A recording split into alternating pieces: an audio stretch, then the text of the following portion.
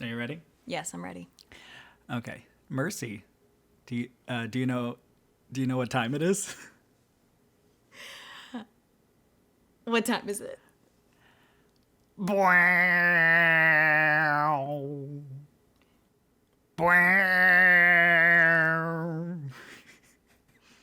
Thomas, put your loot away. Put your loot away at the table. Side quest. Side quest. It's time for a side quest, everybody. That's the new intro. Please, it's original content. Don't steal it. I wrote that this morning. I was like, man, what can I do today for our side quest? And I came up with that riff. So if you hear anybody else using that riff, please report them to the authorities. Report them to YouTube police. Yes. Hi, everybody. I'm Thomas the Human Bard, and I am joined today by... Mercy the Tiefling Wizard. And we are recording a side quest about a D&D topic that we've been thinking about recently ever since we saw a post on Reddit about it. Yeah. And we wanted to discuss it together here and get your views on it as well. You good? What? I agree. Okay, cool. Great, thank you. So let's get started. Mercy, what was the post that we saw originally, and what was it discussing? So the question was, is looking at the monster manual as a player cheating? So, I mean, I would, assuming that you're in a situation in a campaign where you've come across a monster, is between sessions maybe looking at the monster manual to see what you're up against cheating? I did air quotes. I could hear This is a very visual medium as a podcast, so no, I could hear the air quotes. You did well. Thank you.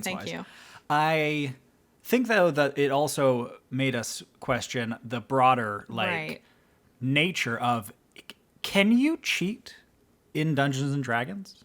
Is that possible? Is that even a thing? Is that a thing you can do? Yeah. And I think we wanted to, just talk about that today. So that's what we're going to do. Yeah, so to start out with the more specific question of, is it cheating as a player to look at the monster manual? I think that the most productive way to do it is to sort of back up and think just back it up and think, why would somebody be asking that question? Yeah. Like, why would a DM want that to be cheating? Like, why would a DM not want you to do that? And maybe there's an underlying problem already there. Mm-hmm. And I think that there's obviously some things that, whether or not you use the term cheating, are, I think, just inappropriate for the game of Dungeons and Dragons. Things just like lying about what rolls you got, or lying about what is in your inventory. Just lying to each other as players. Like, in character lying, great. As a player, lying to your dungeon master, not cool. Not as cool. Or to the other players. Yeah, definitely. Yeah. And so I think that this question comes for a lot of DMs from a place of frustration, maybe, that you're trying, that you almost feel like it's undermining your role in the game as the one bringing these monsters in, who they're looking up. Sure. You're the fountain of all information for the game. Right. Which in of itself already just raises some concern for me that it's this sort of this thing that happened a lot in like older editions of D&D too, where you get this feeling almost like it's like you're playing against the DM, or the DM feels like they're playing against the players. Just because they're controlling the enemies doesn't mean that the DM is your enemy. Yeah. Like, the DM should be on the same side as the players, which is that we're all on the side of trying to have a good time. Yeah. And so I think that that's a combative mentality. Yeah, we're all playing a game together. Right. And so for me to want you to not have fun while playing the game together just makes me a bad person. Right. And obviously, here at the Copperfoxinn, we're big fans of homebrew. Yeah. So if your reason that you don't want them to look at the monster manual is because you don't want them to know that this monster is weak to fire. Sure. Because you want it to be a surprise, or you want them to be like, why isn't it working? Well, okay, if you just don't want them to know at all, like, oh, they can't know it's weak, it'll make it too easy. Like, Yeah. balance, there's a reason they're weak to it. Yeah. Like, balance your encounters better, maybe. But also, if you're just worried about it, like, being a surprise, if you really specifically want to throw something at them that they've never seen before, do a little homebrew. And if that literally means just taking the stat block from an existing monster and reflavoring it for the world so they don't know what they're looking at, do that. It's easy, fixed, solved it. I solved your problem. If you're like, oh, but if they know the secret about trolls and their fire, then they're gonna win the encounter real easy. Well, but if you don't say it's a troll, if it's something, Right. if it's a Broggar from the northern reaches, and they're like, oh, so it's a troll. Right. Eventually, they realize that, but like. You can work around that, but I also do want to sort of talk about this idea of encounters as puzzles that the DM only has the like official information for in general, specifically when you're using, like if you're using a monster from the monster manual from official resources and you're just using it directly from its statistics in there, if the players aren't reading those resources, what happens is they never want to be a DM. Right. Like there is definitely a difference. It almost feels like this weird caste system where people are like, look, you're either a DM or you're a player. You either die a player or you live long enough to see yourself become a DM. Well, and that's the, sort of just obvious impracticality of relying on players not knowing what's in any of the books is. Yeah. So if you've ever DM'd before, are you now not allowed to play because it's cheating because you've read the monster manual? I ran a game once with a troll in it, and now I'm cheating because I know what a troll is. Yeah. Right, and that's just silly. And that is just silly, and right? I think, we can all admit. yeah, Like, we can all say that's silly. That seems especially dumb. in the era of 5th edition, where it's a lot less strict about.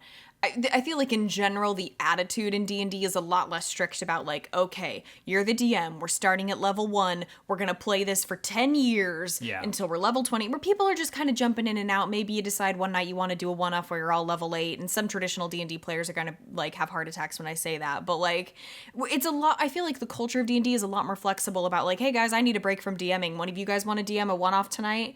And so this idea that like the DMs know the secret lore and it is mystery unto all the rest is just not realistic. They are the holders of the secret words and keys, and only by being welcomed into their fold do you get to know the higher knowledge. Yeah. I also think, though, that it's unnecessary. Like, it doesn't have to be unknown to be fun. And as a player, it's cool when you're like, oh, I know what this is. Definitely. Yeah, I think there is some... It also gets wrapped up in the concept of like separating player knowledge from character knowledge, where you're like, well, my character grew up in the streets. He would have known nothing about these fancy books. But like you as the player, do you know what that magic item does, And that's a whole other discussion we can talk about another day. No, that's a whole thing. Yeah, but generally speaking, one thing that I wanted to put forward, one thing that I wanted to submit to approval of the council, the Council of DMs, is if trolls exist in your world so much that they're a problem, that maybe even people like, yeah, there's a troll in those woods.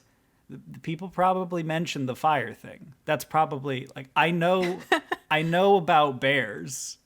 I've never met one, but I know roughly what they like and don't like. That's so true. I know that they like the honey. I can put the honey on a tree and the bear will be like, "Aw, yeah, give me some of that good sticky stuff."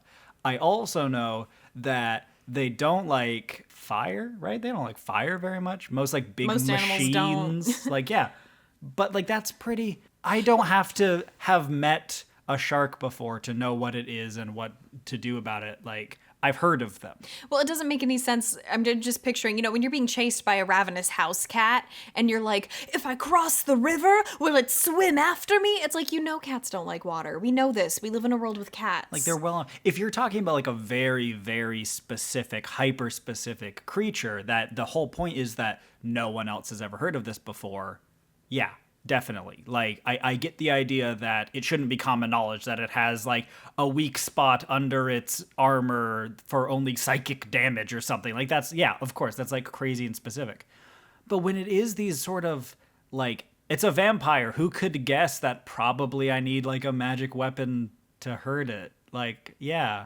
It's a demon. Probably radiant damage will hurt. Like, we know that and we get that, but then for some reason when it's like, oh, you guys, your characters haven't figured out that trolls are weak to fire, so you're not allowed to use your fire spell on it because you wouldn't know that yet.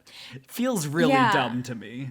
I also think that there's some culture around it of well, if this encounter doesn't go the exact way that I, the DM, had imagined, then it's like not as fun. Like they're supposed to fail a couple of times as they now realize they have to use fire against it. And that's like the drama arc that I've conjured in my mind of the battle. But the first spell that the wizard uses is like firebolt. And you're just like, oh, well, I guess they figured it out. But that's good. You don't get to write those arcs. Yeah, you don't. Yeah, it's a. As much as you, the DM, prepare the world and prepare the monsters and prepare the stories that happen in it, at the end of the day, those plans come against the players at your table and their character choices. And the best laid plans do not survive a party is, I think, one of the like famous quotes, where don't try to. They are going to have their own unique story. And if it's just like them realizing the story that you wrote, that sounds to me like you just want to write fan fiction, not play a game with your friends. You're kind of trying to play a game to your friends, or play a game at your friends. I think there's a little bit to be said for trusting the process, like trusting the process of playing D&D, where you might be thinking, oh, it's going to be so cool and badass when they're in this fight and they're losing, and then one of them finally realizes like what its weakness is, and it'll be so exciting when they start on the bottom and then they like win just at the last minute.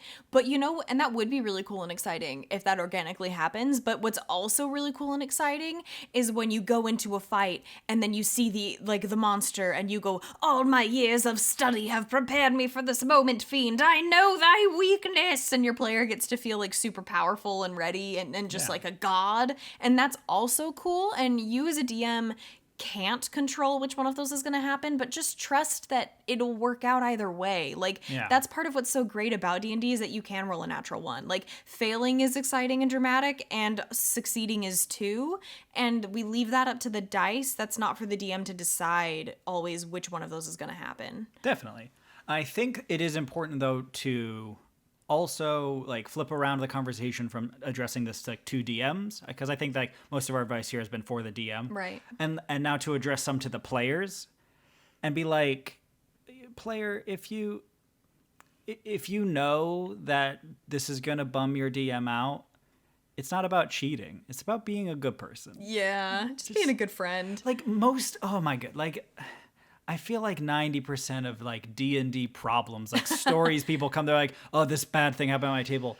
It can be solved by being like, well, maybe be nicer to each other, really. Like as people, not as characters. Yeah, it's not about characters or mechanics or dice at this point. Really, you just should have known that he wanted to prepare that and just let him have this one. You know, maybe it mattered to him. From the DM side, the player side, like, there's no need to purposefully rain on someone else's parade for your own like power trip. Definitely. I think that's like kind of the takeaway here for both players and DMs. Because as a player, I've had circumstances where I know what a creature is, and I have purposefully chosen to in-game withhold like all of the information, or sometimes like most of the information, because I can see that doing so will be a more like fun and interesting experience for our group. Because a bunch of us, we are a group of players who are also DMs. All of us. Mm-hmm. We take turns at it all. So none of us are doing this sort of like pretending behind the screen doesn't exist, fingers in our ear. Like there's no rules written like about what dragons are. It's all made up magic. Like it's just a real perfect world back there. We get that there's rules for what red dragons are and what they do and how many legendary actions they have and all that kind of stuff. We know that already. So when a DM introduced like a shadow dragon into our campaign, I know exactly what a shadow dragon is. I know exactly what they're weak to. I know exactly what like was going to like be the general vibe of that fight. But instead of doing that, I took it as a moment to try and bolster the DM's world building and add drama to the moment and have my character with like a gravitas be like, there have been legends of something. I don't know exactly what it is, but I've heard whispers in the forests and dark alleys of a dragon that is wreathed in smoke and ash. And I use that as a moment to bring us into the world as opposed to a moment to bring us out of it. If I was the player and, oh guys, it's a shadow dragon, I know how much AC it has, that is like less it's like it's not, I don't think that's cheating with the word that we're using here. I just do think that is kind of being a bad player, like being a bad person. It's not like you're doing anything outside the rules of the game. Yeah. But the point of it is to have a fun story, to create these moments together. And so because some of the other players weren't as familiar with Shadow Dragons, they just all of a sudden felt like so drawn into the story because it seemed like my character was like so tied up in this world, and I was able to use my DM knowledge to bolster and to uplift the story experience of my fellow players and dungeon master, as opposed to like raining on it and being like, oh guys, it's all made up, it's actually just a stat block. It's not real.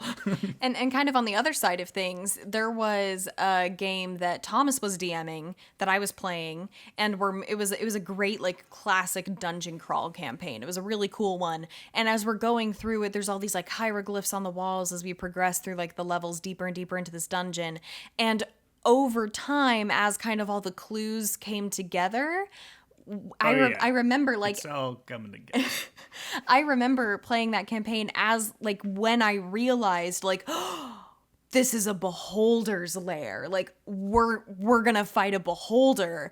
I know what those are and like what they can do, and I got so excited. Like as a player, that was so cool to be like, oh, I know what this is. Oh crap! Like that's so bad. Like that is also exciting, and so but I mean. But you keep it like in character. I mean, and that makes it more fun. So like me as a player, I was having this exciting moment, but then maybe my character is like, depending on who they are, maybe they're like, oh, I fought one of these before. Or maybe they're like, I came across these in my studies in the tomes of like the ancient lore of this area. I think it may be something called a beholder, because it can also be frustrating when you can tell, like, and again, this comes down to not being a jerk, right? So if one of the players in the group is like, oh, I know what this is. And you're like, what is it? And they're like, wink, and you're like, okay, that's just, now you're just being a jerk. Like, so I think having a way to communicate what you know, like read the moment, read the other players, read the DM, and then communicate it in character in a fun way and in a way that's appropriate for like the flavor of the moment. Definitely. And so just as much as I want to say, like, DMs, don't forbid your players from reading the monster manual. Also, players, don't pull everyone out of the experience on purpose as a way for you to feel like you're winning at the game. There's no winning or losing. Yeah, there is no winning or losing in D&D. There's the progress that's made, there's the stories that are told together, there's the memories that are formed, but there's always more. There's always something new to happen. And so don't get caught up in that idea of, well, to get an advantage on this fight, I'm going to sneakily go That's and silly. read the monster manual and not tell anybody so only I know what's up. Like, that's just not that. Like, that's just being a bad person. Like we talked about. It's not about being a bad player or a bad DM. That's just a bad person who doesn't want to have fun with their friends. That's a person who wants to be powerful and win the game no matter what, which isn't necessarily that fun of a person to play with. In the simplest sense, you know, to answer the question, is looking at the monster manual cheating? No. Like, nowhere in the player's handbook does it say, don't read the monster manual unless you're a DM. Yeah. Like, it's not a rule. It's not cheating. But is it a jerk move? Sometimes. Yeah, it depends on how you do it. Not by default. It's not automatically a jerk move.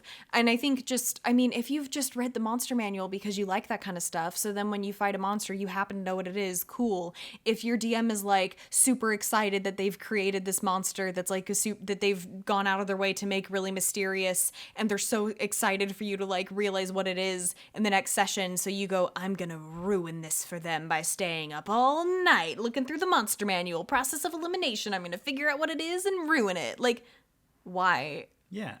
Why? Why are you being a jerk to theoretically someone who's your friend? Because normally you play with your friends to some degree, right? Like, maybe they're like strangers that you've only recently met, like at a local game store or online. But like, you should try and be at least friendly with them, you know? If not friends, friendly.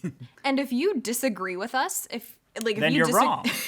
If you disagree with the points we're making and you have your own strong feelings about looking at the monster manual or not looking at the monster manual, I mean, like every relationship in life, communicate. But just establish expectations. If you have strong feelings about it one way or the other, talk to your group, see how they feel about it. Yeah. If you're DMing, be like, hey guys, I'd really appreciate it if you didn't look ahead. Yeah. Cool. Done. Fixed.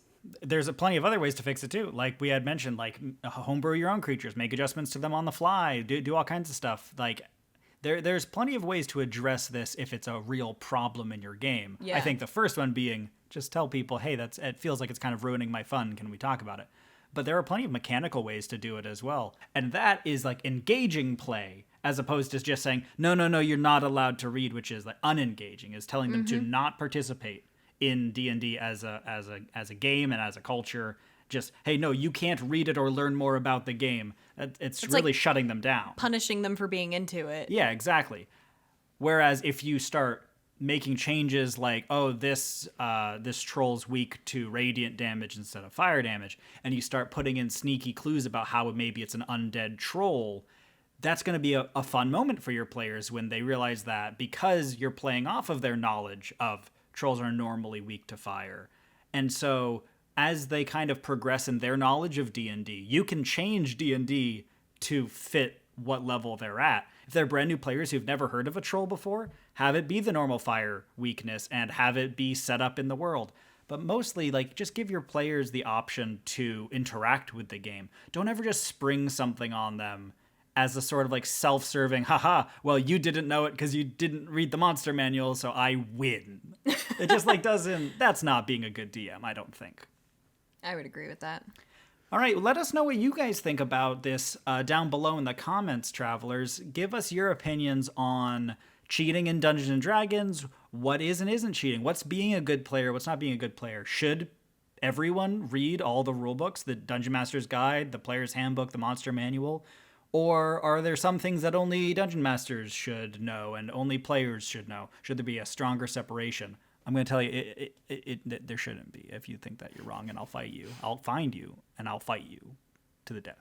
Yeah, but you're just like a bard. You're just going to like insult them. To death? Have you heard of psychic damage? You know how many people are resistant to psychic damage? Very Not few. Many. Not Very many. few. And I know that because I read the monster manual. Oh, got 'em. Thanks so much for listening to this side quest. We'll have future D&D content coming out on this channel, so stay tuned here for that in the future. Subscribe, give us a like below if you enjoyed this, or a dislike below if you disagree with us and you think that we're full of nonsense. If we get 1 million dislikes, we'll start retire. We're done. That's the channel. I know we can do it, guys. I know we can get 1 million dislikes. Yep, wrap it up. Share it with your friends. And Mercy, do you want to, real quick before we end, tell us about this week's sponsor? So this week's sponsor is really exciting. We're actually going to be doing a collaboration with them coming up with our favorite channel, ASMR, spelled AASMR. It's ASMR with an ASMR. And he just quietly reads the Bible or any other holy book, whatever holy work floats your boat. Oh, yeah, there it is. Turning pages. Great, thank you. That'll do it for us this week. So that's another side quest done, and nobody even died. No casualties. There we go. We'll see you guys next time.